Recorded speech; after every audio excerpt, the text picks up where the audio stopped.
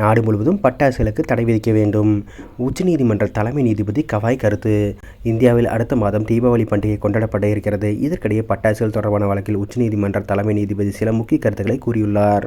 பட்டாசு தடை என்பது ஏன் டெல்லியில் மட்டும் இருக்க வேண்டும் என கேட்ட அவர், பட்டாசுகளுக்கு தடை விதிக்க வேண்டுமென்றால் நாடு முழுவதும் தடை விதிக்க வேண்டும் என அவர் கூறினார்.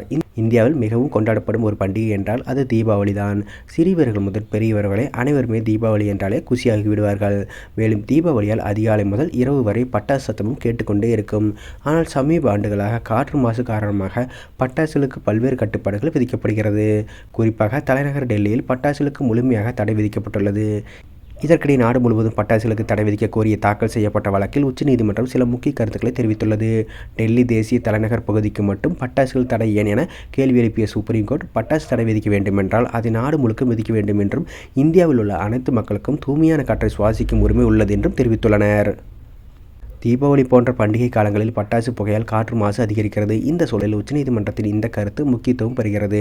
டெல்லி என்சிஆர் மக்களை மட்டும் சிறப்பு குடிமக்களாக கருதி அவர்களுக்காக மட்டும் தனியாக ஒரு கொள்கை உருவாக்க முடியாது என்று தலைமை நீதிபதி கவாய் குறிப்பிட்டுள்ளார். மேலும் அவர், டெல்லி என்சிஆர் பகுதி மக்களுக்கு தூய்மையான காற்று கிடைக்க உரிமை இருக்கும் பொழுது பிற நகர மக்களுக்கு ஏன் அந்த உரிமை இல்லை?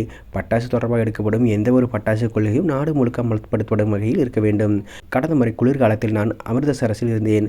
அங்கு மாசு டெல்லியை விட மோசமாக இருந்தது. பட்டாசுகளை தடை செய்ய வேண்டும் என்றால் நாடு முழுவதும் தடை செய்ய வேண்டும் என்று தலைமை நீதிபதி தெரிவித்தார்.